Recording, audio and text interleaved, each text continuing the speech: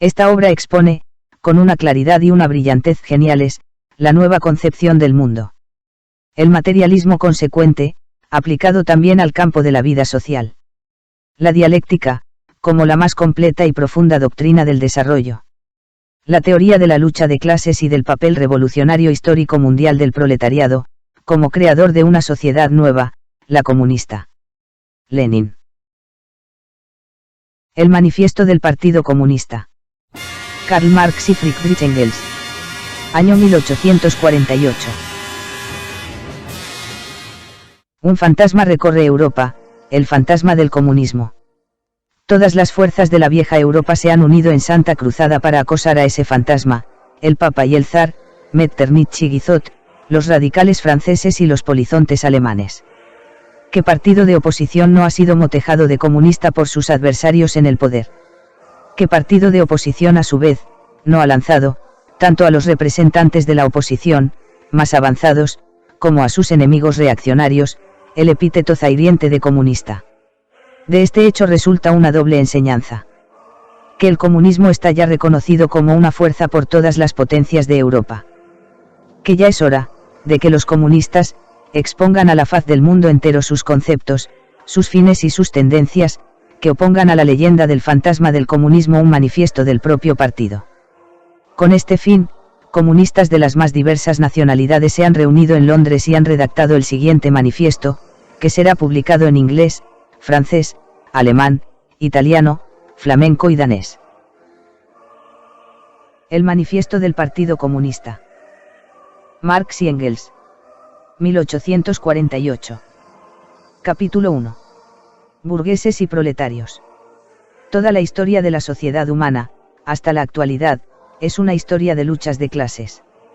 Libres y esclavos, patricios y plebeyos, varones y siervos de la gleba, maestros y oficiales, en una palabra, opresores y oprimidos, frente a frente siempre, empeñados en una lucha ininterrumpida, velada unas veces, y otras franca y abierta, en una lucha que conduce en cada etapa a la transformación revolucionaria de todo el régimen social o al exterminio de ambas clases beligerantes.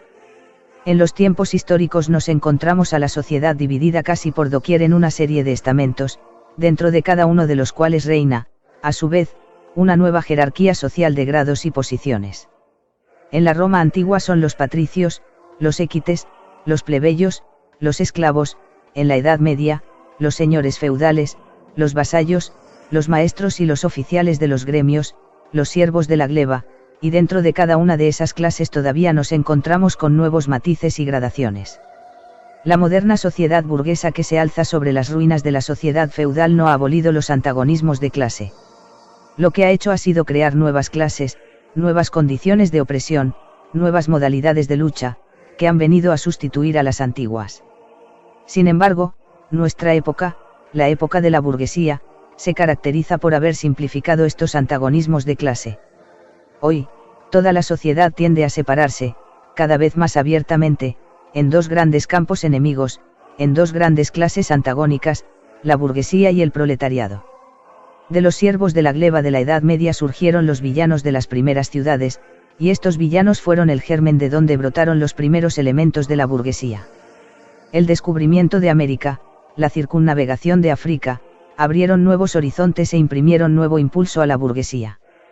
El mercado de China y de las Indias Orientales, la colonización de América, el intercambio con las colonias, el incremento de los medios de cambio y de las mercaderías en general, dieron al comercio, a la navegación, a la industria, un empuje jamás conocido, atizando con ello el elemento revolucionario que se escondía en el seno de la sociedad feudal en descomposición.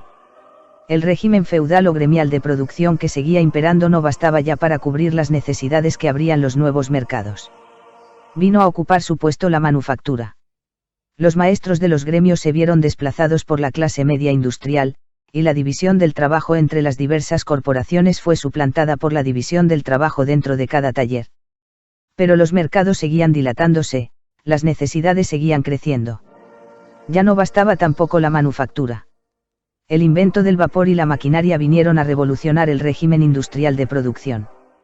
La manufactura cedió el puesto a la gran industria moderna, y la clase media industrial hubo de dejar paso a los magnates de la industria, jefes de grandes ejércitos industriales, a los burgueses modernos.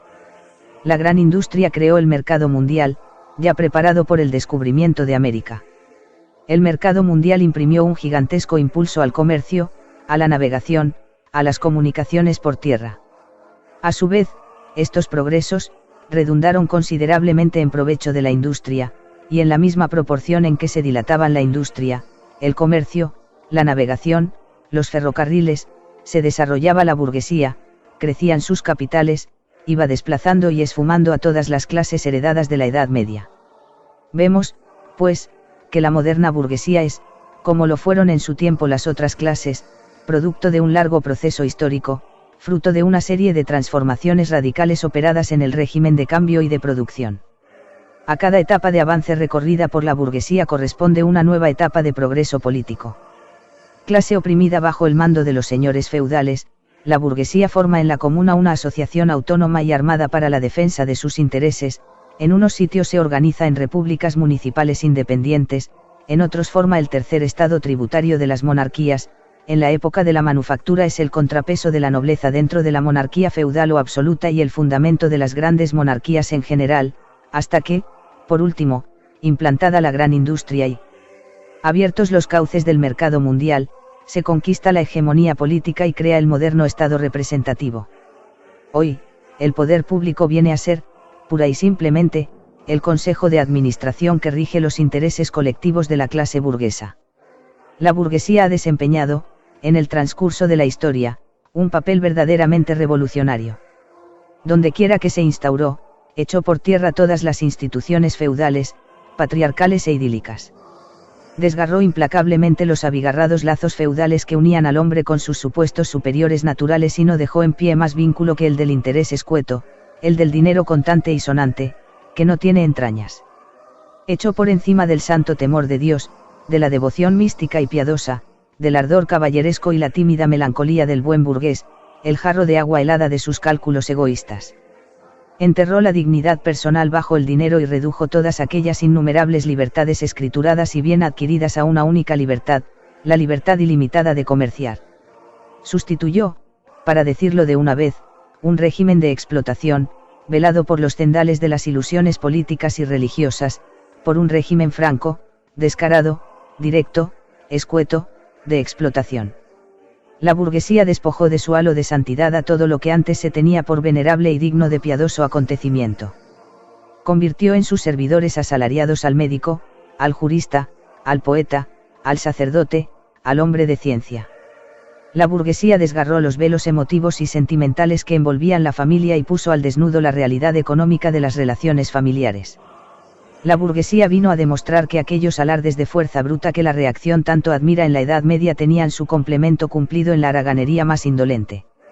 Hasta que ella no lo reveló no supimos cuánto podía dar de sí el trabajo del hombre. La burguesía ha producido maravillas mucho mayores que las pirámides de Egipto, los acueductos romanos y las catedrales góticas, ha acometido y dado cima a empresas mucho más grandiosas que las emigraciones de los pueblos y las cruzadas. La burguesía no puede existir si no es revolucionando incesantemente los instrumentos de la producción, que tanto vale decir el sistema todo de la producción, y con el todo el régimen social. Lo contrario de cuantas clases sociales la precedieron, que tenían todas por condición primaria de vida la intangibilidad del régimen de producción vigente. La época de la burguesía se caracteriza y distingue de todas las demás por el constante y agitado desplazamiento de la producción, por la conmoción ininterrumpida de todas las relaciones sociales, por una inquietud y una dinámica incesantes. Las relaciones inconmovibles y mohosas del pasado, con todo su séquito de ideas y creencias viejas y venerables, se derrumban, y las nuevas envejecen antes de echar raíces.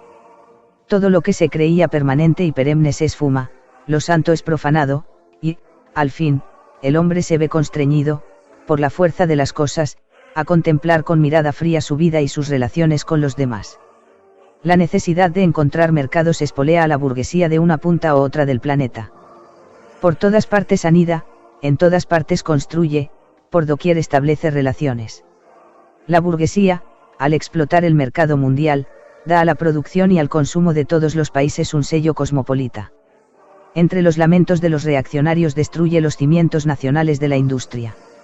Las viejas industrias nacionales se vienen a tierra, arrolladas por otras nuevas, cuya instauración es problema vital para todas las naciones civilizadas, por industrias que ya no transforman como antes las materias primas del país, sino las traídas de los climas más lejanos y cuyos productos encuentran salida no solo dentro de las fronteras, sino en todas las partes del mundo.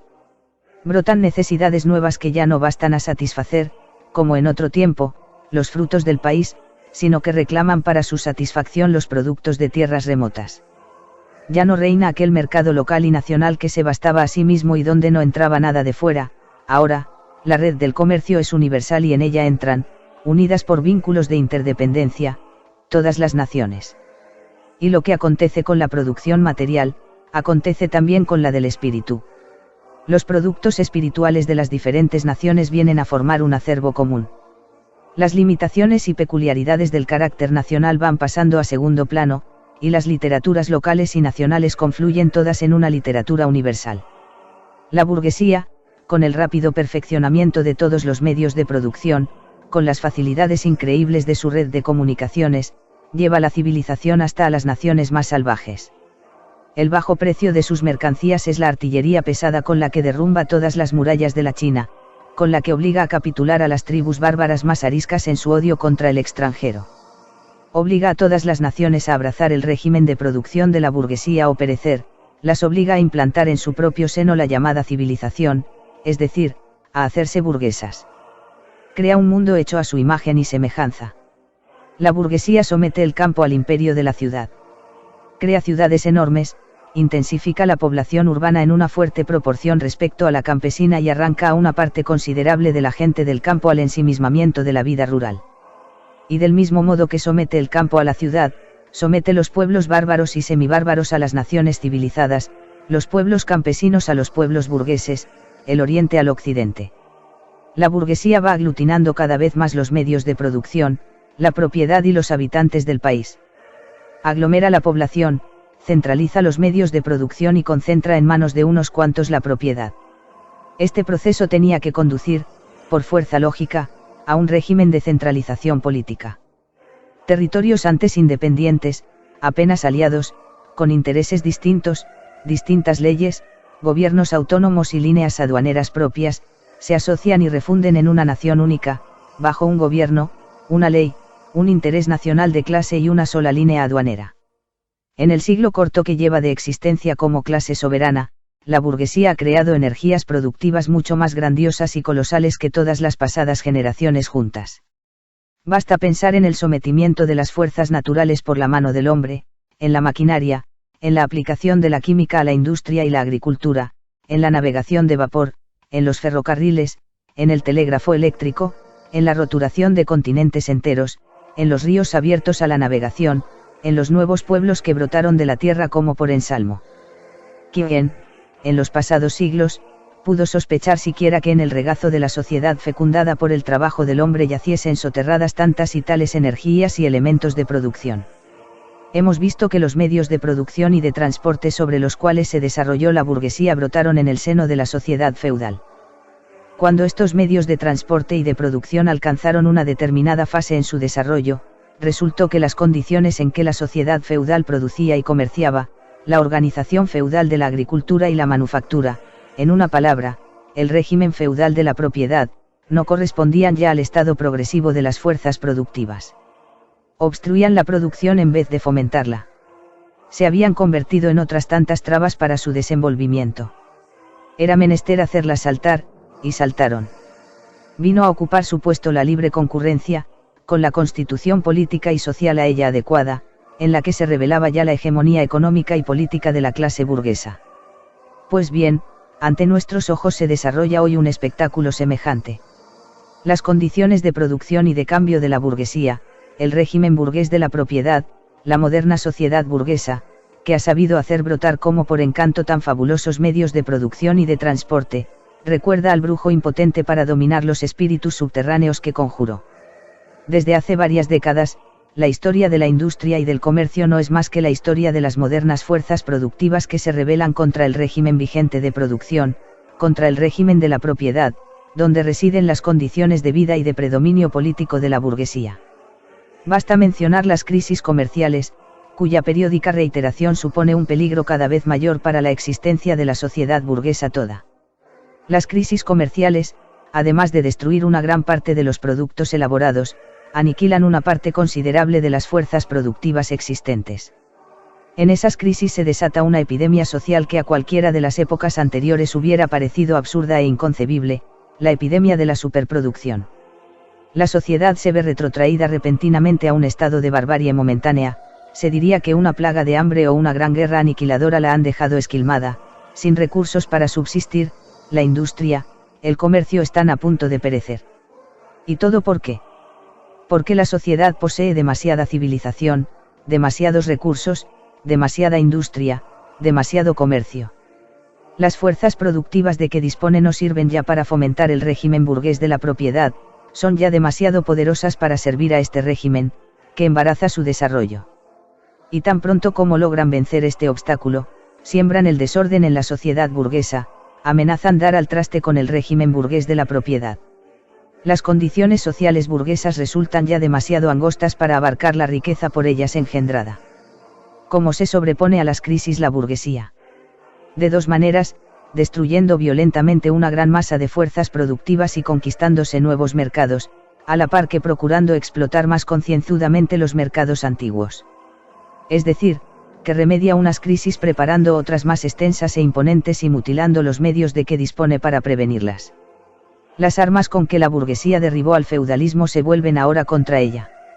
Y la burguesía no solo forja las armas que han de darle la muerte, sino que, además, pone en pie a los hombres llamados a manejarlas, estos hombres son los obreros, los proletarios. En la misma proporción en que se desarrolla la burguesía, es decir, el capital, se desarrolla también el proletariado, esa clase obrera moderna que solo puede vivir encontrando trabajo y que solo encuentra trabajo en la medida en que éste alimenta el incremento del capital. El obrero, obligado a venderse a trozos, es una mercancía como otra cualquiera, sujeta, por tanto, a todos los cambios y modalidades de la concurrencia, a todas las fluctuaciones del mercado. La extensión de la maquinaria y la división del trabajo quitan a este, en el régimen proletario actual, todo carácter autónomo, toda libre iniciativa y todo encanto para el obrero. El trabajador se convierte en un simple resorte de la máquina, del que solo se exige una operación mecánica, monótona, de fácil aprendizaje. Por eso, los gastos que supone un obrero se reducen, sobre poco más o menos, al mínimo de lo que necesita para vivir y para perpetuar su raza. Ya se sabe que el precio de una mercancía, y como una de tantas es el trabajo, equivale a su coste de producción. Cuanto más repelente es el trabajo, tanto más disminuye el salario pagado al obrero. Más aún, cuanto más aumentan la maquinaria y la división del trabajo, tanto más aumenta también este, bien porque se alargue la jornada, bien porque se intensifique el rendimiento exigido, se acelere la marcha de las máquinas, etc. La industria moderna ha convertido el pequeño taller del maestro patriarcal en la gran fábrica del magnate capitalista. Las masas obreras concentradas en la fábrica son sometidas a una organización y disciplina militares. Los obreros, soldados rasos de la industria, trabajan bajo el mando de toda una jerarquía de sargentos, oficiales y jefes. No son solo siervos de la burguesía y del Estado burgués, sino que están todos los días y a todas horas bajo el yugo esclavizador de la máquina, del contramaestre, y sobre todo, del industrial burgués dueño de la fábrica.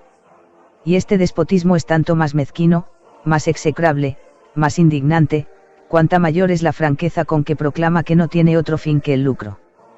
Cuanto menores son la habilidad y la fuerza que reclama el trabajo manual, es decir, cuanto mayor es el desarrollo adquirido por la moderna industria, también es mayor la proporción en que el trabajo de la mujer y el niño desplaza al del hombre. Socialmente, ya no rigen para la clase obrera esas diferencias de edad y de sexo. Son todos, hombres, mujeres y niños, meros instrumentos de trabajo, entre los cuales no hay más diferencia que la del coste. Y cuando ya la explotación del obrero por el fabricante ha dado su fruto y aquel recibe el salario, caen sobre él los otros representantes de la burguesía, el casero, el tendero, el prestamista, etc. Toda una serie de elementos modestos que venían perteneciendo a la clase media, pequeños industriales, comerciantes y rentistas, artesanos y labriegos, son absorbidos por el proletariado, unos, porque su pequeño caudal no basta para alimentar las exigencias de la gran industria y sucumben arrollados por la competencia de los capitales más fuertes, y otros porque sus aptitudes quedan sepultadas bajo los nuevos progresos de la producción. Todas las clases sociales contribuyen, pues, a nutrir las filas del proletariado. El proletariado recorre diversas etapas antes de fortificarse y consolidarse. Pero su lucha contra la burguesía data del instante mismo de su existencia. Al principio son obreros aislados, luego, los de una fábrica, luego, los de todas una rama de trabajo, los que se enfrentan, en una localidad, con el burgués que personalmente los explota. Sus ataques no van solo contra el régimen burgués de producción, van también contra los propios instrumentos de la producción. Los obreros, sublevados, destruyen las mercancías ajenas que les hacen la competencia, destrozan las máquinas, pegan fuego a las fábricas, pugnan por volver a la situación, ya enterrada, del obrero medieval. En esta primera etapa, los obreros forman una masa diseminada por todo el país y desunida por la concurrencia. Las concentraciones de masas de obreros no son todavía fruto de su propia unión, sino fruto de la unión de la burguesía, que para alcanzar sus fines políticos propios tiene que poner en movimiento, cosa que todavía logra, a todo el proletariado. En esta etapa, los proletarios no combaten contra sus enemigos, sino contra los enemigos de sus enemigos, contra los vestigios de la monarquía absoluta, los grandes señores de la tierra, los burgueses no industriales, los pequeños burgueses. La marcha de la historia está toda concentrada en manos de la burguesía, y cada triunfo así alcanzado es un triunfo de la clase burguesa. Sin embargo, el desarrollo de la industria no solo nutre las filas del proletariado, sino que las aprieta y concentra, sus fuerzas crecen, y crece también la conciencia de ellas. Y al paso que la maquinaria va borrando las diferencias y categorías en el trabajo y reduciendo los salarios casi en todas partes a un nivel bajísimo y uniforme, van nivelándose también los intereses y las condiciones de vida dentro del proletariado. La competencia, cada vez más aguda, desatada entre la burguesía, y las crisis comerciales que desencadena, hacen cada vez más inseguro el salario del obrero. Los progresos incesantes y cada día más veloces del maquinismo aumentan gradualmente la inseguridad de su existencia. Las colisiones entre obreros y burgueses aislados van tomando el carácter, cada vez más señalado, de colisiones entre dos clases. Los obreros empiezan a coaligarse contra los burgueses, se asocian y unen para la defensa de sus salarios. Crean organizaciones permanentes para pertrecharse en previsión de posibles batallas. De vez en cuando estallan revueltas y sublevaciones. Los obreros arrancan algún triunfo que otro, pero transitorio siempre. El verdadero objetivo de estas luchas no es conseguir un resultado inmediato, sino ir extendiendo y consolidando la unión obrera. Coadyuvan a ello los medios cada vez más fáciles de comunicación, creados por la gran industria y que sirven para poner en contacto a los obreros de las diversas regiones y localidades. Gracias a este contacto, las múltiples acciones locales, que en todas partes presentan idéntico carácter, se convierten en un movimiento nacional, en una lucha de clases. Y toda lucha de clases es una acción política. Las ciudades de la Edad Media, con sus caminos vecinales, necesitaron siglos enteros para unirse con las demás. El proletariado moderno, gracias a los ferrocarriles, ha creado su unión en unos cuantos años. Esta organización de los proletarios como clase, que tanto vale decir como partido político, se ve minada a cada momento por la concurrencia desatada entre los propios obreros. Pero avanza y triunfa siempre, a pesar de todo, cada vez más fuerte, más firme, más pujante. Y aprovechándose de las discordias que surgen en el seno de la burguesía, impone la sanción legal de sus intereses propios. Así nace en Inglaterra la ley de la jornada de 10 horas. Las colisiones producidas entre las fuerzas de la antigua sociedad imprimen nuevos impulsos al proletariado. La burguesía lucha incesantemente, primero, contra la aristocracia, luego, contra aquellos sectores de la propia burguesía cuyos intereses chocan con los progresos de la industria, y siempre contra la burguesía de los demás países. Para librar estos combates no tiene más remedio que apelar al proletariado, reclamar su auxilio, arrastrándolo así a la palestra política. Y de este modo, le suministra elementos de fuerza, es decir, armas contra sí misma. Además, como hemos visto, los progresos de la industria traen a las filas proletarias a toda una serie de elementos de la clase gobernante, o a lo menos los colocan en las mismas condiciones de vida. y estos elementos suministran al proletariado nuevas fuerzas.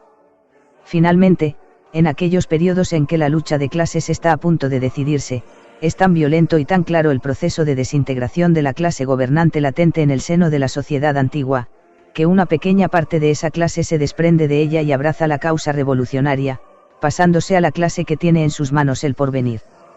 Y así como antes una parte de la nobleza se pasaba a la burguesía, ahora una parte de la burguesía se pasa al campo del proletariado. En este tránsito rompen la marcha los intelectuales burgueses, que, analizando teóricamente el curso de la historia, han logrado ver claro en sus derroteros. De todas las clases que hoy se enfrentan con la burguesía no hay más que una verdaderamente revolucionaria, el proletariado. Las demás perecen y desaparecen con la gran industria, el proletariado, en cambio, es su producto genuino y peculiar. Los elementos de las clases medias, el pequeño industrial, el pequeño comerciante, el artesano, el labriego, todos luchan contra la burguesía para salvar de la ruina su existencia como tales clases. No son, pues, revolucionarios, sino conservadores. Más todavía, reaccionarios, pues pretenden volver atrás la rueda de la historia. Todo lo que tienen de revolucionario es lo que mira a su tránsito inminente al proletariado. Con esa actitud no defienden sus intereses actuales, sino los futuros, se despojan de su posición propia para abrazar la del proletariado. El proletariado andrajoso, esa putrefacción pasiva de las capas más bajas de la vieja sociedad, se verá arrastrado en parte al movimiento por una revolución proletaria, si bien las condiciones todas de su vida lo hacen más propicio a dejarse comprar como instrumento de manejos reaccionarios. Las condiciones de vida de la vieja sociedad aparecen ya destruidas en las condiciones de vida del proletariado. El proletario carece de bienes. Sus relaciones con la mujer y con los hijos no tienen ya nada de común con las relaciones familiares burguesas. La producción industrial moderna, el moderno yugo del capital, que es el mismo en Inglaterra que en Francia, en Alemania que en Norteamérica, borra, en él, todo carácter nacional. Las leyes, la moral, la religión, son para él, otros tantos prejuicios burgueses tras los que anidan otros tantos intereses de la burguesía. Todas las clases que le precedieron y conquistaron el poder procuraron consolidar las posiciones adquiridas sometiendo a la sociedad entera a su régimen de adquisición.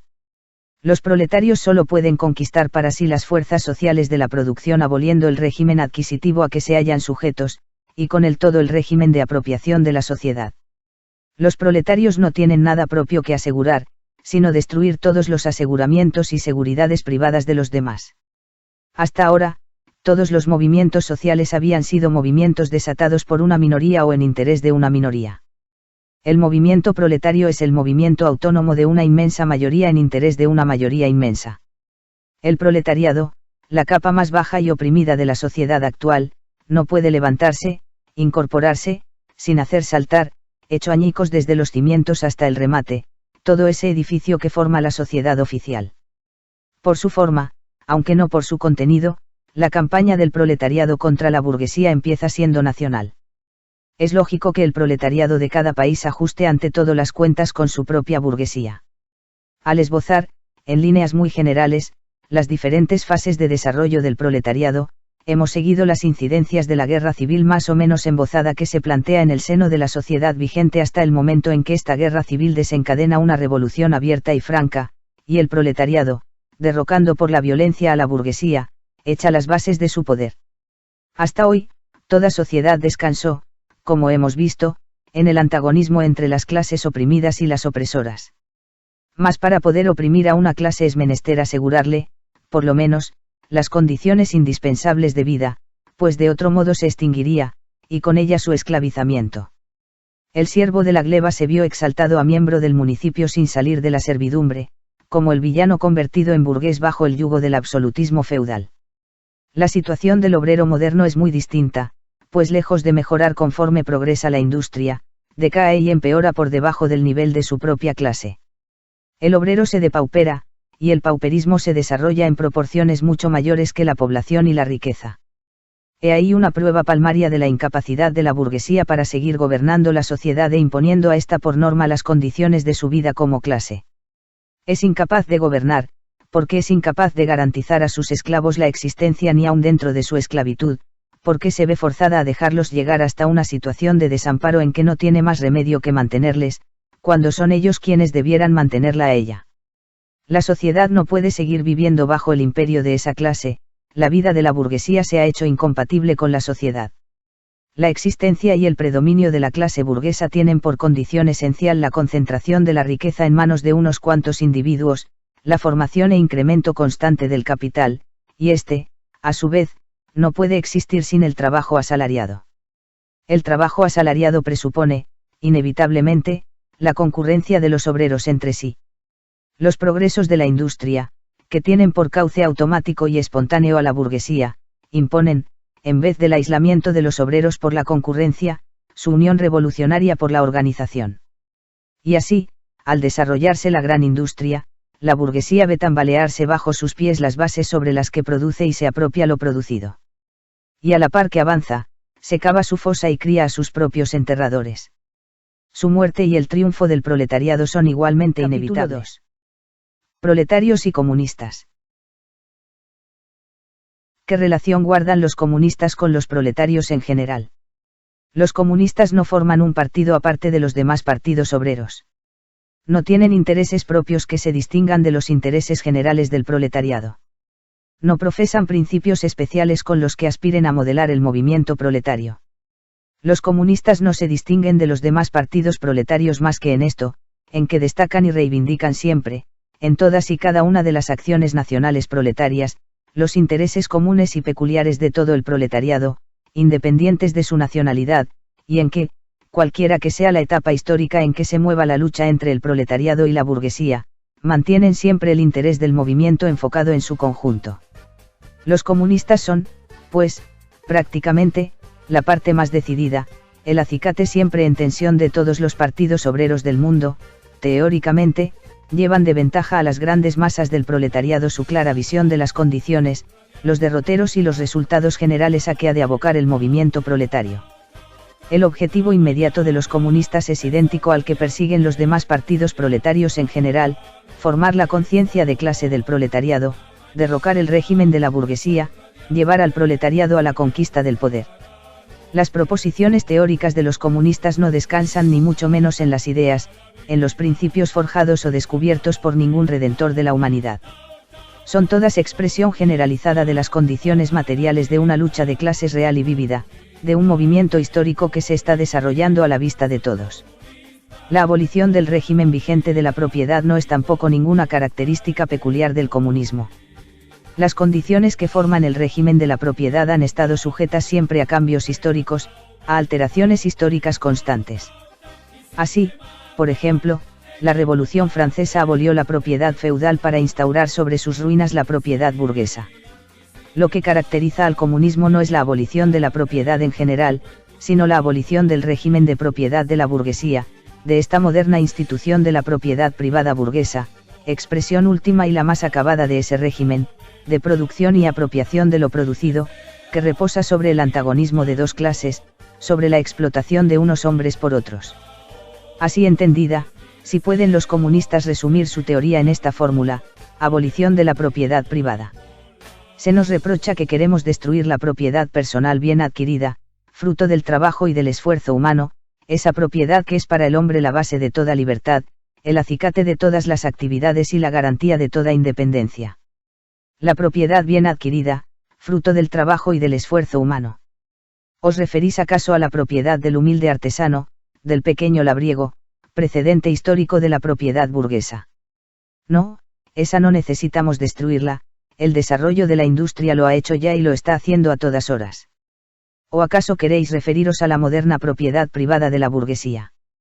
Decidnos, ¿es que el trabajo asalariado, el trabajo de proletario, le rinde propiedad al obrero? No, ni mucho menos.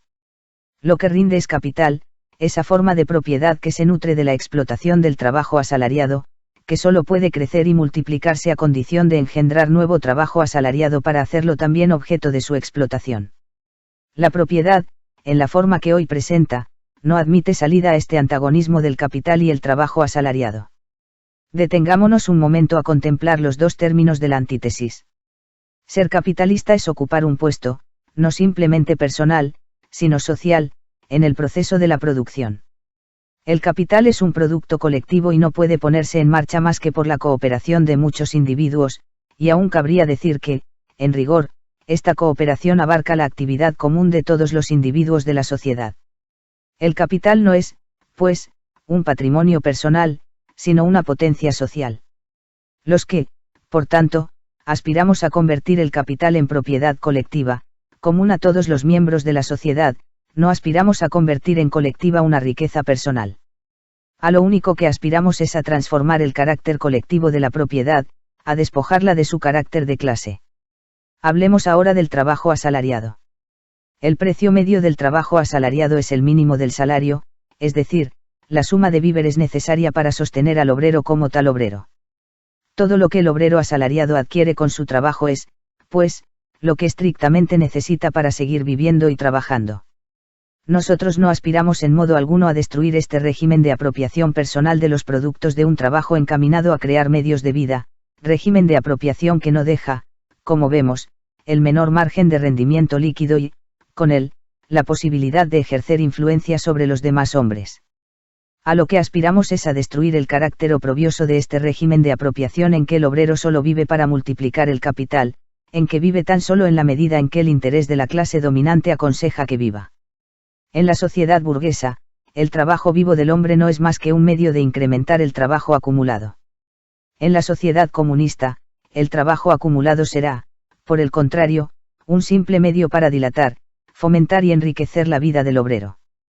En la sociedad burguesa es, pues, el pasado el que impera sobre el presente, en la comunista, imperará el presente sobre el pasado. En la sociedad burguesa se reserva al capital toda personalidad e iniciativa, el individuo trabajador carece de iniciativa y personalidad.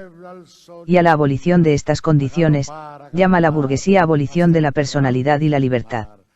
Y, sin embargo, tiene razón. Aspiramos, en efecto, a ver abolidas la personalidad, la independencia y la libertad burguesa.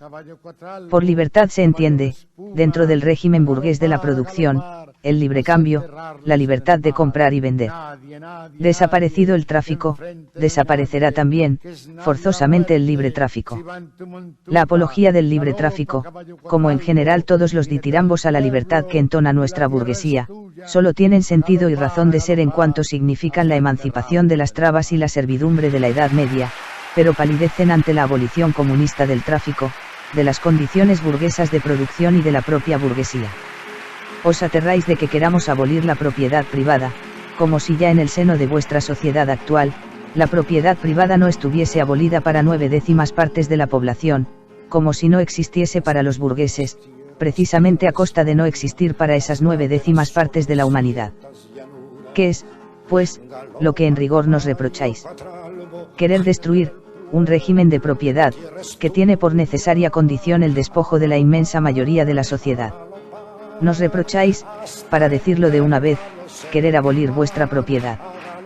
Pues sí, a eso es a lo que aspiramos. Para vosotros, desde el momento en que el trabajo no pueda convertirse ya en capital, en dinero, en renta, en un poder social monopolizable, desde el momento en que la propiedad personal no pueda ya trocarse en propiedad burguesa, la persona no existe. Con eso confesáis que para vosotros no hay más persona que el burgués, el capitalista. Pues bien, la personalidad así concebida es la que nosotros aspiramos a destruir. El comunismo no priva a nadie del poder de apropiarse productos sociales, lo único que no admite es el poder de usurpar por medio de esta apropiación el trabajo ajeno. Se arguye que, abolida la propiedad privada, cesará toda actividad y reinará la indolencia universal.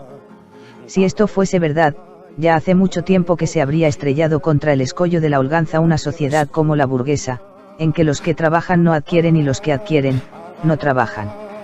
Vuestra objeción viene a reducirse, en fin de cuentas, a una verdad que no necesita de demostración, y es que, al desaparecer el capital, desaparecerá también el trabajo asalariado.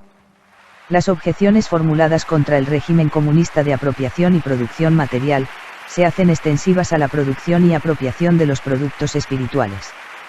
Y así como el destruir la propiedad de clases equivale, para el burgués, a destruir la producción, el destruir la cultura de clases, es para él, sinónimo de destruir la cultura en general. Esa cultura cuya pérdida tanto deplora, es la que convierte en una máquina a la inmensa mayoría de la sociedad. Al discutir con nosotros y criticar la abolición de la propiedad burguesa partiendo de vuestras ideas burguesas de libertad, cultura, derecho, etc., no os dais cuenta de que esas mismas ideas son otros tantos productos del régimen burgués de propiedad y de producción, del mismo modo que, vuestro derecho, no es más que la voluntad de vuestra clase, elevada a leyes. Una voluntad que tiene su contenido y encarnación en las condiciones materiales de vida de vuestra clase. Compartís con todas las clases dominantes que han existido y perecieron la idea interesada de que vuestro régimen de producción y de propiedad, obra de condiciones históricas que desaparecen en el transcurso de la producción, descansa sobre leyes naturales eternas y sobre los dictados de la razón. Os explicáis que haya perecido la propiedad antigua, os explicáis que pereciera la propiedad feudal, lo que no os podéis explicar es que perezca la propiedad burguesa, vuestra propiedad. Abolición de la familia. Al hablar de estas intenciones satánicas de los comunistas, hasta los más radicales gritan escándalo. Pero veamos, ¿en qué se funda la familia actual, la familia burguesa? En el capital, en el lucro privado. Solo la burguesía tiene una familia, en el pleno sentido de la palabra, y esta familia encuentra su complemento en la carencia forzosa de relaciones familiares de los proletarios y en la pública prostitución. Es natural que ese tipo de familia burguesa desaparezca al desaparecer su complemento, y que una y otra dejen de existir al dejar de existir el capital, que le sirve de base. ¿Nos reprocháis acaso que aspiremos a abolir la explotación de los hijos por sus padres? Sí, es cierto, a eso aspiramos. Pero decís, que pretendemos destruir la intimidad de la familia, suplantando la educación doméstica por la social. ¿Acaso vuestra propia educación no está también influida por la sociedad, por las condiciones sociales en que se desarrolla, por la intromisión más o menos directa en ella de la sociedad a través de la escuela, etc.?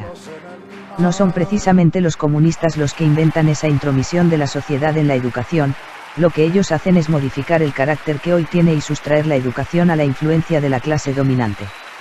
Esos tópicos burgueses de la familia y la educación, de la intimidad de las relaciones entre padres e hijos, son tanto más grotescos y descarados cuanto más la gran industria va desgarrando los lazos familiares de los proletarios y convirtiendo a los hijos en simples mercancías y meros instrumentos de trabajo. Pero es que vosotros, los comunistas, nos grita a coro la burguesía entera, pretendéis colectivizar a las mujeres.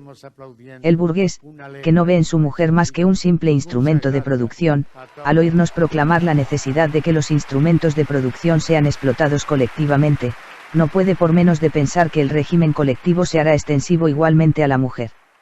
No advierte que de lo que se trata es precisamente de acabar con la situación de la mujer como mero instrumento de producción. Nada más ridículo, por otra parte, que esos alardes de indignación, henchida de alta moral de nuestros burgueses, al hablar de la tan cacareada colectivización de las mujeres por el comunismo. No, los comunistas no tienen que molestarse en implantar lo que ha existido siempre o casi siempre en la sociedad. Nuestros burgueses, no bastándoles, por lo visto, con tener a su disposición a las mujeres y a los hijos de sus proletarios, y no hablemos de la prostitución oficial, sienten una grandísima fruición en seducirse unos a otros sus mujeres. En realidad, el matrimonio burgués, es ya la comunidad de las esposas. A lo sumo, podría reprocharse a los comunistas el pretender sustituir este hipócrita y recatado régimen colectivo de hoy por una colectivización oficial, franca y abierta, de la mujer. Por lo demás, fácil es comprender que, al abolirse el régimen actual de producción, desaparecerá con él el sistema de comunidad de la mujer que engendra, y que se refugia en la prostitución, en la oficial y en la encubierta. A los comunistas se nos reprocha también que queramos abolir la patria, la nacionalidad. Los trabajadores no tienen patria. Mal se les puede quitar lo que no tienen. No obstante, siendo la mira inmediata del proletariado la conquista del poder político, su exaltación a clase nacional, a nación, es evidente que también en él reside un sentido nacional, aunque ese sentido no coincida ni mucho menos con el de la burguesía. Ya el propio desarrollo de la burguesía, el libre cambio, el mercado mundial, la uniformidad reinante en la producción industrial, con las condiciones de vida que engendra, se encargan de borrar más y más las diferencias y antagonismos nacionales. El triunfo del proletariado acabará de hacerlos desaparecer. La acción conjunta de los proletarios, a lo menos en las naciones civilizadas, es una de las condiciones primordiales de su emancipación. En la medida y a la par que vaya desapareciendo la explotación de unos individuos por otros, desaparecerá también la explotación de unas naciones por otras. Con el antagonismo de las clases en el seno de cada nación, se borrará la hostilidad de las naciones entre sí. No queremos entrar a analizar las acusaciones que se hacen contra el comunismo desde el punto de vista religioso, filosófico e ideológico en general. No hace falta ser un lince para ver que, al cambiar las condiciones de vida, las relaciones sociales, la existencia social del hombre, cambian también sus ideas, sus opiniones y sus conceptos, su conciencia, en una palabra. La historia de las ideas es una prueba palmaria de cómo cambia y se transforma la producción espiritual con la material. Las ideas imperantes en una época han sido siempre las ideas propias de la clase imperante. Se habla de ideas que revolucionan a toda una sociedad, con ello, no se hace más que dar expresión a un hecho, y es que en el seno de la sociedad antigua han germinado ya los elementos para la nueva, y a la par que se esfuman o derrumban las antiguas condiciones de vida, se derrumban y esfuman las ideas antiguas. Cuando el mundo antiguo estaba a punto de desaparecer, las religiones antiguas fueron vencidas y suplantadas por el cristianismo. En el siglo XVIII, cuando las ideas cristianas sucumbían ante el racionalismo, la sociedad feudal pugnaba desesperadamente, haciendo un último esfuerzo, con la burguesía, entonces revolucionaria. Las ideas de libertad de conciencia y de libertad religiosa no hicieron más que proclamar el triunfo de la libre concurrencia en el mundo ideológico. Se nos dirá que las ideas religiosas, morales, filosóficas, políticas, jurídicas, etc., aunque sufran alteraciones a lo largo de la historia, llevan siempre un fondo de perennidad, y que por debajo de esos cambios siempre ha habido una religión, una moral, una filosofía, una política, un derecho. Además, se seguirá arguyendo, existen verdades eternas, como la libertad, la justicia, etc., comunes a todas las sociedades y a todas las etapas de progreso de la sociedad.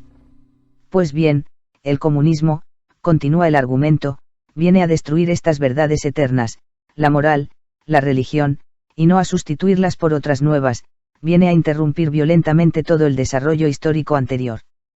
Veamos a qué queda reducida esta acusación.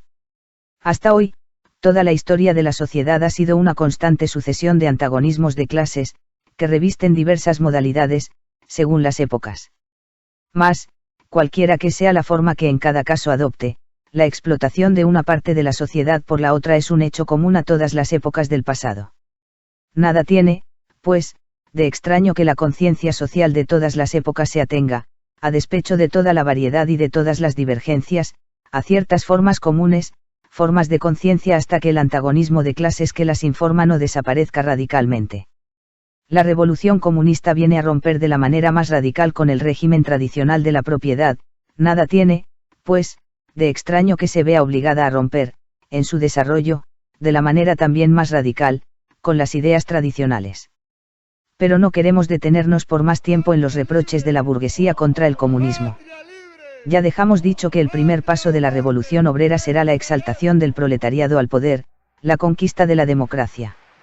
El proletariado se valdrá del poder para ir despojando paulatinamente a la burguesía de todo el capital, de todos los instrumentos de la producción, centralizándolos en manos del Estado, es decir, del proletariado organizado como clase gobernante, y procurando fomentar por todos los medios y con la mayor rapidez posible las energías productivas. Claro está que, al principio, esto solo podrá llevarse a cabo mediante una acción despótica sobre la propiedad y el régimen burgués de producción, por medio de medidas que, aunque de momento parezcan económicamente insuficientes e insostenibles, en el transcurso del movimiento serán un gran resorte propulsor y de las que no puede prescindirse como medio para transformar todo el régimen de producción vigente. Estas medidas no podrán ser las mismas, naturalmente, en todos los países. Para los más progresivos mencionaremos unas cuantas, susceptibles, sin duda, de ser aplicadas con carácter más o menos general, según los casos. Primera, expropiación de la propiedad inmueble y aplicación de la renta del suelo a los gastos públicos. Segunda, fuerte impuesto progresivo. Tercera, abolición del derecho de herencia. Cuarta, confiscación de la fortuna de los emigrados y rebeldes. Quinta, centralización del crédito en el Estado por medio de un Banco Nacional con capital del Estado y régimen de monopolio. Sexta, nacionalización de los transportes. Séptima, multiplicación de las fábricas nacionales y de los medios de producción, roturación y mejora de terrenos con arreglo a un plan colectivo. Octava, proclamación del deber general de trabajar, creación de ejércitos industriales, principalmente en el campo. Novena, articulación de las explotaciones agrícolas e industriales, tendencia a ir borrando gradualmente las diferencias entre el campo y la ciudad. Décima, educación pública y gratuita de todos los niños. Prohibición del trabajo infantil en las fábricas bajo su forma actual. Régimen combinado de la educación con la producción material, etc. Tan pronto como, en el transcurso del tiempo, hayan desaparecido las diferencias de clase y toda la producción esté concentrada en manos de la sociedad, el Estado perderá todo carácter político. El poder político no es, en rigor, más que el poder organizado de una clase para la opresión de la otra. El proletariado se ve forzado a organizarse como clase para luchar contra la burguesía, la revolución le lleva al poder, mas tan pronto como desde él, como clase gobernante, derribe por la fuerza el régimen vigente de producción, con este hará desaparecer las condiciones que determinan el antagonismo de clases, las clases mismas, y, por tanto, su propia soberanía como tal clase. Y a la vieja sociedad burguesa, con sus clases y sus antagonismos de clase, sustituirá una asociación en que el libre desarrollo de cada uno condicione el libre desarrollo de todos. Capítulo 3. Literatura socialista y comunista. 1.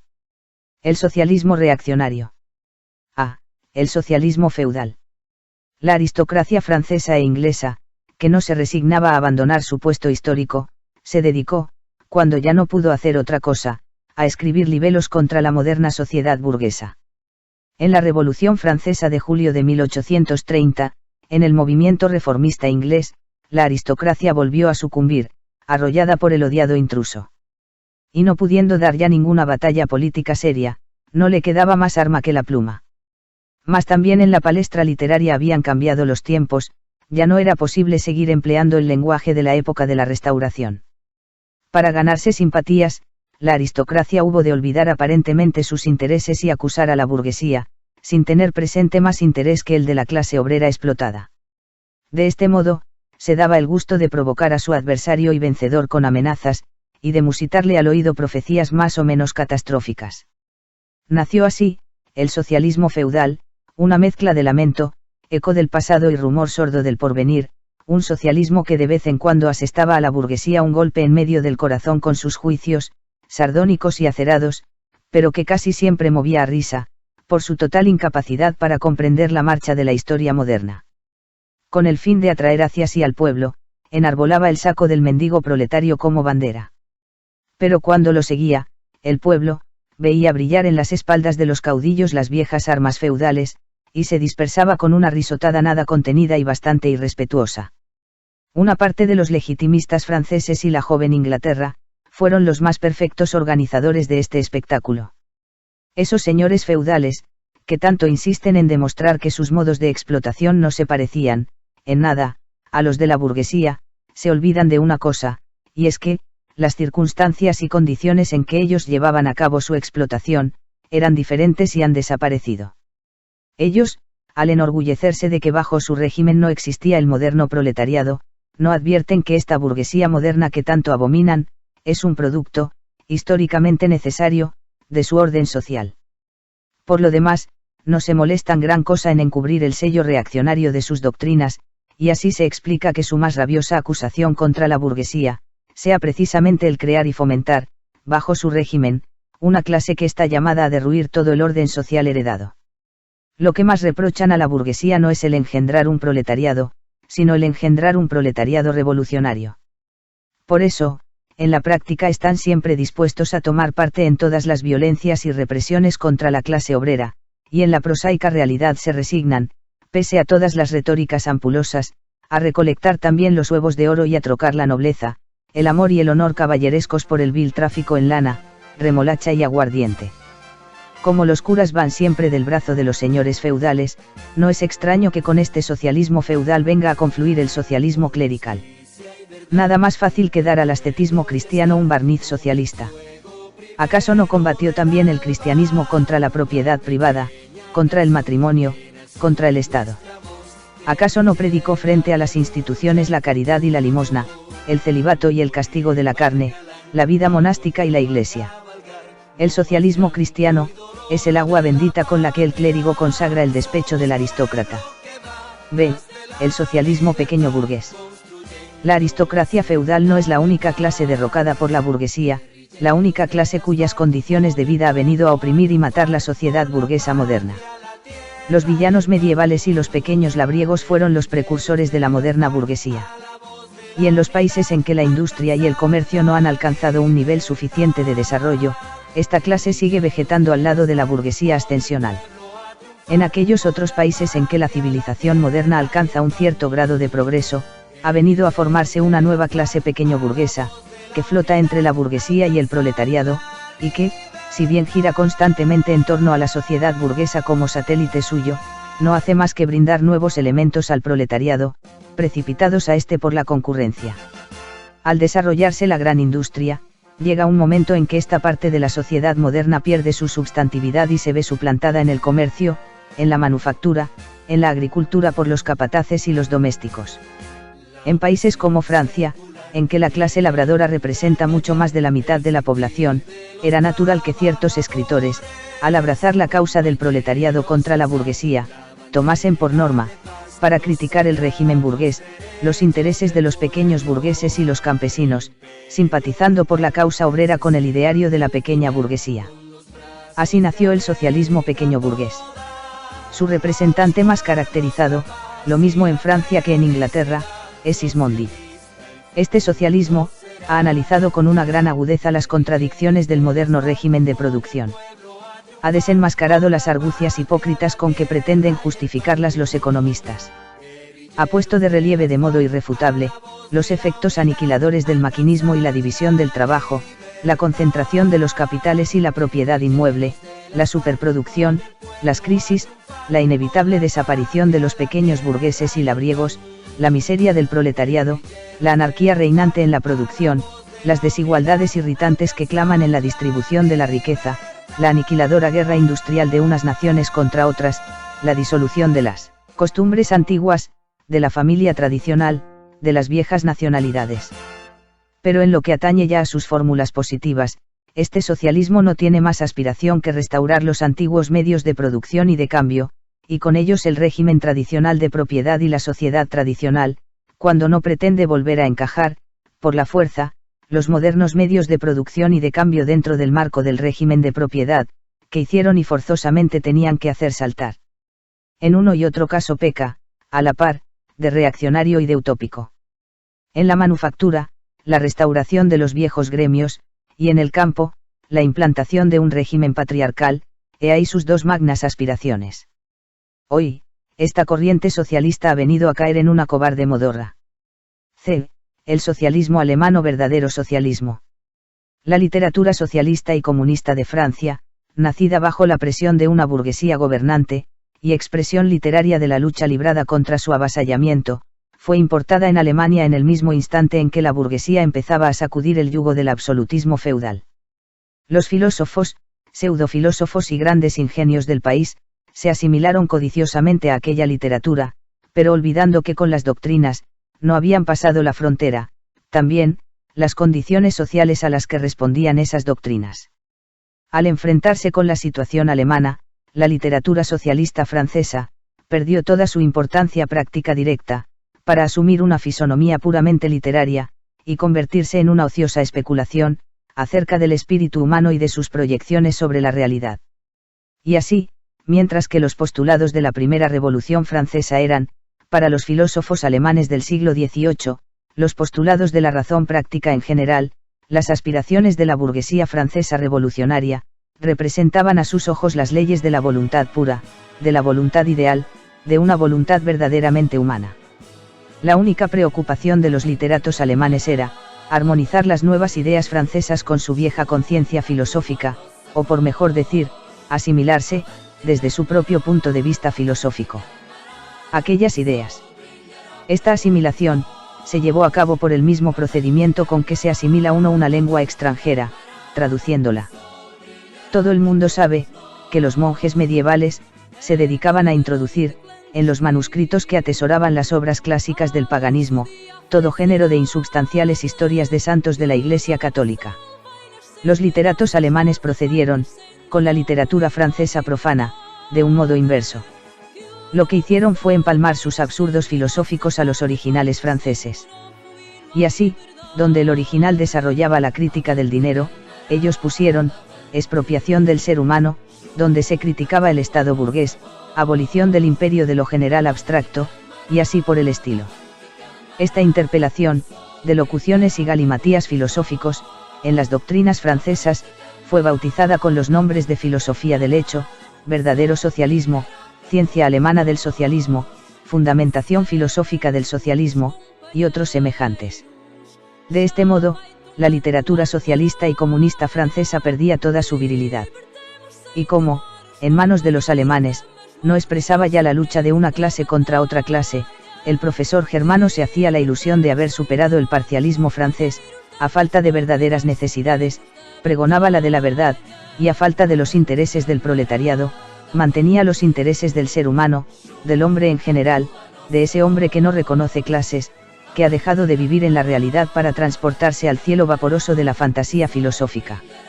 Sin embargo, este socialismo alemán, que tomaba tan en serio sus desmayados ejercicios escolares, y que tanto y tan solemnemente trompeteaba, fue perdiendo poco a poco su pedantesca inocencia.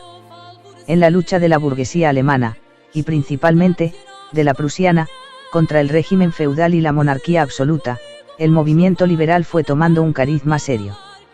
Esto deparaba, al llamado verdadero socialismo, la ocasión apetecida para oponer, al movimiento político, las reivindicaciones socialistas. Para fulminar los consabidos anatemas contra el liberalismo, contra el Estado representativo, contra la libre concurrencia burguesa, contra la libertad de prensa, la libertad, la igualdad y el derecho burgueses, predicando ante la masa del pueblo que con este movimiento burgués, no saldría ganando nada y sí perdiendo mucho. El socialismo alemán, se cuidaba de olvidar oportunamente, que la crítica francesa, de la que no era más que un eco sin vida, presuponía la existencia de la sociedad burguesa moderna, con sus peculiares condiciones materiales de vida y su organización política adecuada, supuestos previos ambos en torno a los cuales giraba precisamente la lucha en Alemania. Este verdadero socialismo, les venía al dedillo a los gobiernos absolutos alemanes, con toda su cohorte de clérigos, maestros de escuela, hidalguelos raídos y cagatintas, pues les servía de espantapájaros contra la amenazadora burguesía. Era una especie de melifluo complemento a los feroces latigazos y a las balas de fusil con que esos gobiernos recibían los levantamientos obreros. Pero el verdadero socialismo, además de ser, como vemos, un arma en manos de los gobiernos contra la burguesía alemana, encarnaba de una manera directa un interés reaccionario, el interés de la baja burguesía del país. La pequeña burguesía, heredada del siglo XVI y que desde entonces no había cesado de aflorar bajo diversas formas y modalidades, constituye en Alemania la verdadera base social del orden vigente. Conservar esta clase es conservar el orden social imperante. Del predominio, industrial y político de la burguesía, teme la ruina segura la pequeña burguesía, tanto por la concentración de capitales que ello significa, como porque entraña la formación de un proletariado revolucionario. El verdadero socialismo venía a cortar de un tijeretazo, así se lo imaginaba ella, las dos alas de este peligro. Por eso, se extendió por todo el país como una verdadera epidemia. El ropaje ampuloso en que los socialistas alemanes envolvían el puñado de huesos de sus verdades eternas, era un ropaje tejido con hebras especulativas, bordado con las flores retóricas de su ingenio, empapado de nieblas melancólicas y románticas, que hacía todavía más gustosa la mercancía para ese público. Por su parte, el socialismo alemán comprendía, más claramente cada vez, que su misión era la de ser el alto representante y abanderado de esa pequeña burguesía. Proclamó a la nación alemana como nación modelo, y al súbdito alemán como el tipo ejemplar de hombre. Dio, a todos sus servilismos y vilezas, un hondo y oculto sentido socialista, tornándolos en lo contrario de lo que en realidad eran. Y al alzarse curiosamente contra las tendencias, que ellos llamaban bárbaras y destructivas del comunismo, subrayando como contraste la imparcialidad sublime de sus propias doctrinas, ajenas a toda lucha de clases, no hacía más que sacar la última consecuencia lógica de su sistema. Toda la pretendida literatura socialista y comunista que circula por Alemania, con poquísimas excepciones, profesa estas doctrinas repugnantes y castradas. 2. El socialismo burgués o conservador. Una parte de la burguesía desea mitigar las injusticias sociales, para de este modo garantizar la perduración de la sociedad burguesa. Se encuentran en este bando los economistas, los filántropos, los humanitarios, los que aspiran a mejorar la situación de las clases obreras, los organizadores de actos de beneficencia, las sociedades protectoras de animales, los promotores de campañas contra el alcoholismo, los predicadores y reformadores sociales de toda la haya. Pero además, de este socialismo burgués, han salido verdaderos sistemas doctrinales. Sirva de ejemplo la filosofía de la miseria de Proudhon. Los burgueses socialistas considerarían ideales las condiciones de vida de la sociedad moderna, sin las luchas y los peligros que encierran. Su ideal es la sociedad existente, depurada de los elementos que la corroen y revolucionan, es decir, la burguesía sin el proletariado. Es natural que la burguesía se represente el mundo en que gobierna como el mejor de los mundos posibles. El socialismo burgués eleva esta idea consoladora a sistema o semisistema.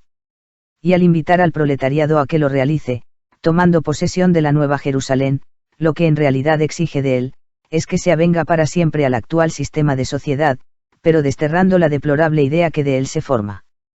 Una segunda modalidad, aunque menos sistemática, bastante más práctica de socialismo, pretende ahuyentar a la clase obrera de todo movimiento revolucionario, haciéndole creer que lo que a la clase obrera le interesa no son tales o cuales cambios políticos, sino simplemente determinadas mejoras en las condiciones materiales, en las condiciones económicas, de su vida.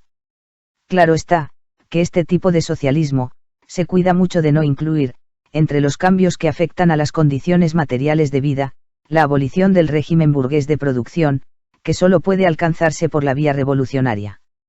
Sus aspiraciones, se limitan a esas reformas administrativas que son conciliables con el actual régimen de producción, y que, por tanto, no tocan para nada a las relaciones entre el capital y el trabajo asalariado, sirviendo solo, en el mejor de los casos, para abaratar a la burguesía las costas de su reinado y sanearle el presupuesto.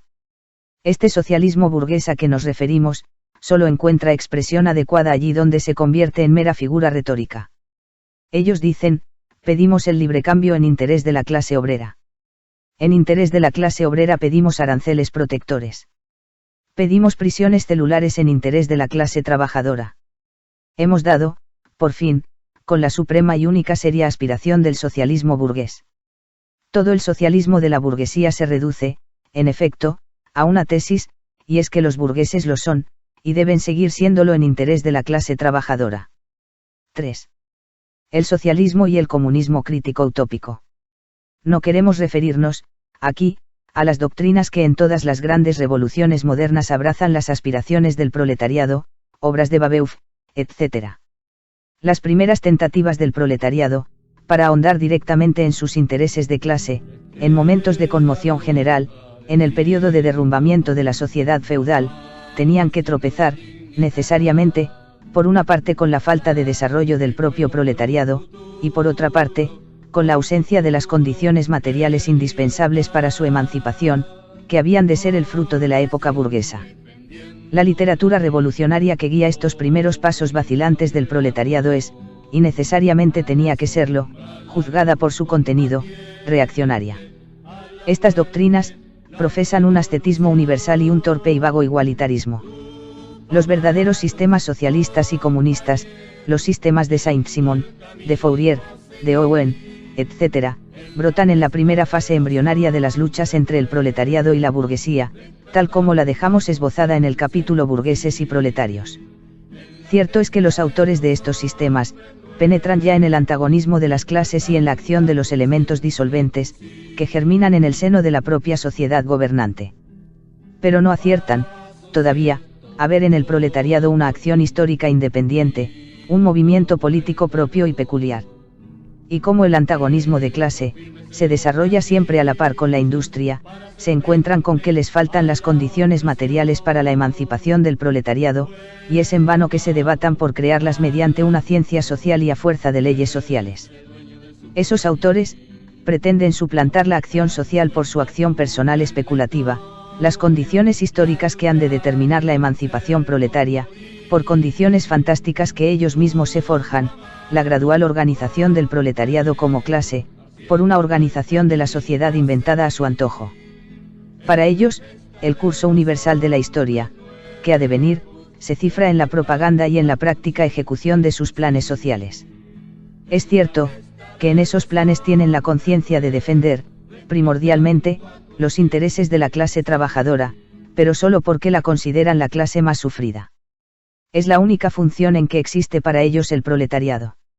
La forma embrionaria que todavía presenta la lucha de clases, y las condiciones en que se desarrolla la vida de estos autores, hace que se consideren ajenos a esa lucha de clases, y como situados en un plano muy superior.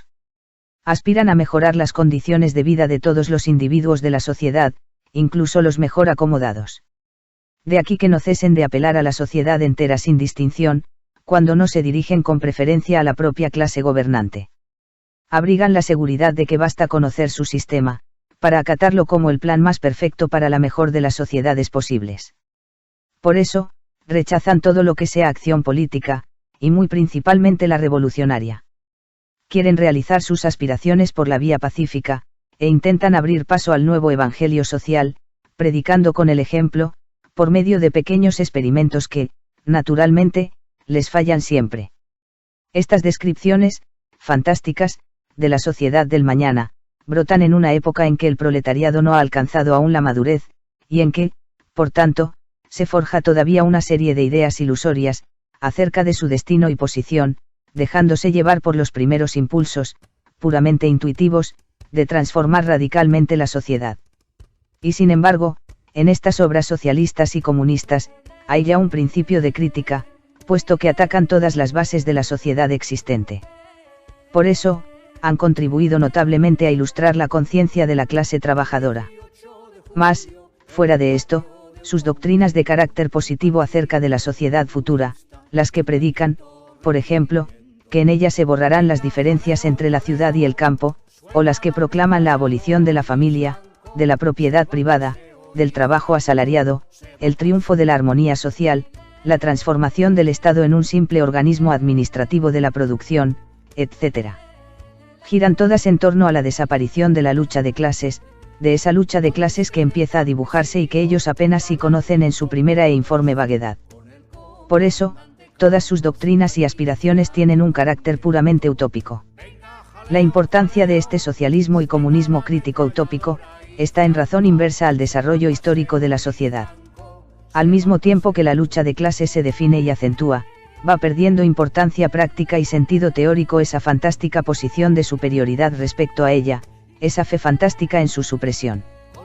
Por eso, aunque algunos de los autores de estos sistemas socialistas, fueran en muchos respectos verdaderos revolucionarios, sus discípulos forman hoy día sectas indiscutiblemente reaccionarias, que enarbolan y mantienen, impertérritas, las viejas ideas de sus maestros, frente a los nuevos derroteros históricos del proletariado.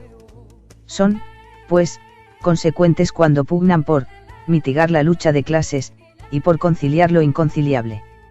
Y siguen soñando con la fundación de falansterios, con la colonización interior, con la creación de una pequeña Icaria, edición en miniatura de la Nueva Jerusalén. Y para levantar todos esos castillos en el aire, no tienen más remedio que apelar a la filantrópica generosidad de los corazones y los bolsillos burgueses. Poco a poco, van resbalando a la categoría de los socialistas reaccionarios o conservadores, de los cuales solo se distinguen por su sistemática pedantería, y por el fanatismo supersticioso con que comulgan en las milagrerías de su ciencia social. He ahí por qué se enfrentan, rabiosamente, con todos los movimientos políticos a que se entrega el proletariado, que es lo bastante cuerdo para no creer en el nuevo evangelio, que ellos le predican. En Inglaterra, los owenistas se alzan contra los cartistas, y en Francia, los reformistas tienen enfrente a los discípulos de Fourier. Capítulo 4. Actitud de los comunistas ante los diferentes partidos de oposición. Después de lo dicho en el capítulo 2 sobre proletarios y comunistas, la actitud de los comunistas respecto de los partidos obreros ya constituidos, se explica por sí misma, y por tanto, su actitud respecto de los cartistas de Inglaterra y los partidarios de la reforma agraria en América del Norte. Los comunistas luchan por alcanzar los objetivos e intereses inmediatos de la clase obrera, pero, al mismo tiempo, defienden también, dentro del movimiento actual, el porvenir de ese movimiento. En Francia, los comunistas se suman al Partido Socialista Democrático contra la burguesía conservadora y radical, sin renunciar, sin embargo, al derecho de criticar las ilusiones y los tópicos legados por la tradición revolucionaria. En Suiza apoyan a los radicales, sin desconocer que este partido se compone de elementos contradictorios, en parte de socialistas demócratas al estilo francés, en parte de burgueses radicales. Entre los polacos, los comunistas apoyan al partido que ve, en una revolución agraria, la condición de la liberación nacional, es decir, al partido que provocó en 1846 la insurrección de Cracovia.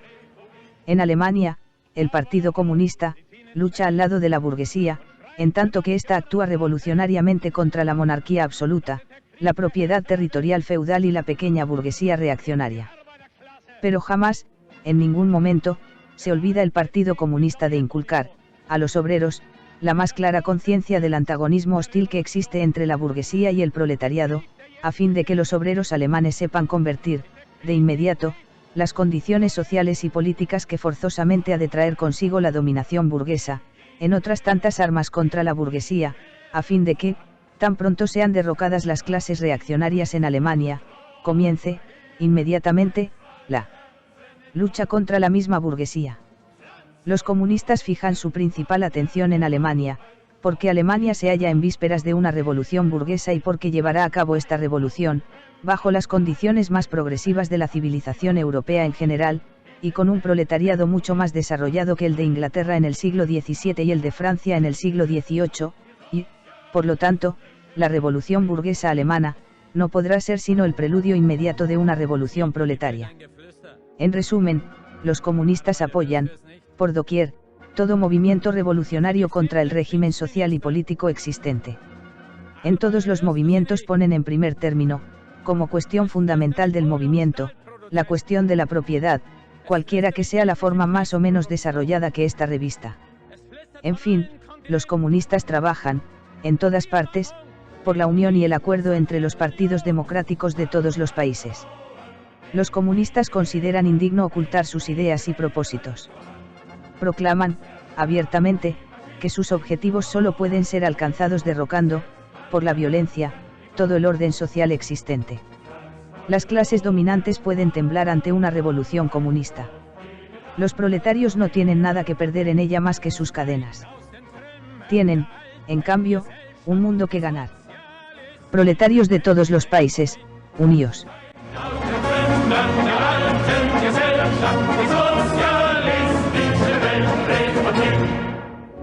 Arbeiter, horch, sie ziehen ins Feld und schreien für Nation und Rasse. Das ist der Krieg der Herrscher der Welt gegen die Arbeiterklasse. Der Angriff gegen die Sowjetunion ist der Stoß ins Herz der Revolution. Und der Krieg, der jetzt durch die Länder geht, ist der Krieg gegen dich, Prolet! Arbeiter, Bauern, nehmt die Gewehre, nehmt die Gewehre zur Hand. Zerschlagt die faschistischen Räuberheere, setzt alle Herzen in Brand. Platzt